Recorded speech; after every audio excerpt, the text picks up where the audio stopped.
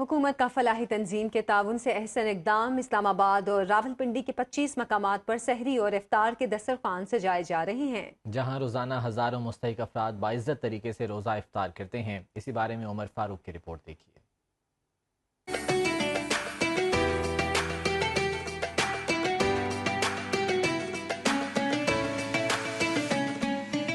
جہاں خدمت ہو وہیں رمضان کی اصل روح جلوہ گر ہوتی ہے۔ بینظیر بھٹو ہسپتال، ڈسٹرکٹ ہیڈ کوارٹر ہسپتال، ہولی فیملی ہسپتال راولپنڈی اور پمس اسلام آباد سمیت جڑواں شہروں کے مصروف ترین سرکاری ہسپتالوں میں یکم رمضان سے آخری روز تک یہ دسترخوان جاری رہیں گے۔ روزانہ سحری کا بھی اہتمام کیا جاتا ہے، جبکہ کھانے کا مینیو ہر روز تبدیل کیا جاتا ہے۔ نمائندہ فلاحی تنظیم شہزاد سلہریہ کا کہنا تھا کہ ہماری کوشش ہے کہ کوئی بھی روزے دار بھوکا نہ رہے، خصوصاً وہ لوگ جو ہسپتالوں میں مشکل حالات کا سامنا کر رہے ہوتے ہیں۔ آپ یہاں پہ دیکھ سکتے ہیں تقریباً 500 سے 600 افراد اس ٹائم بھی ہمارے افطار دسترخوان پہ موجود ہیں، جس میں خواتین ہیں، مرد ہیں۔ یہاں پہ دور دراز علاقے سے جو لوگ علاج کروانے یہاں پہ آتے ہیں، ان کے لیے یہاں پہ ہم نے ہاسپٹل میں انتظام کیا ہے۔ رکن پارلیمنٹ طاہرہ اورنگزیب نے کہا کہ وزیر اعلیٰ پنجاب مریم نواز کی ہدایت پر پنجاب کے تمام سرکاری ہسپتالوں میں افطار اور سحری دسترخوان کا آغاز ایک تاریخی اقدام ہے۔ یہ بہت بڑا انیشیٹو ہے وزیر اعلیٰ پنجاب کا،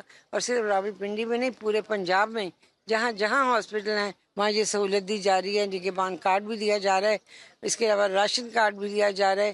یہ سہولیات میں نے اپنی زندگی میں پہلے کبھی نہیں دیکھی۔ یہ اقدام صرف کھانا فراہم کرنے کا نہیں، بلکہ انسانیت، ہمدردی اور بھائی چارے کے پیغام کو عام کرنے کا عملی مظاہرہ ہے۔ دعا ہے کہ رمضان کی یہ روشنی ضرورت مندوں کے چہروں پر مسکراہٹیں بکھیرتی رہے۔ کیمرہ مین اویس قیوم کے ساتھ عمر فاروق، سنو نیوز، راولپنڈی۔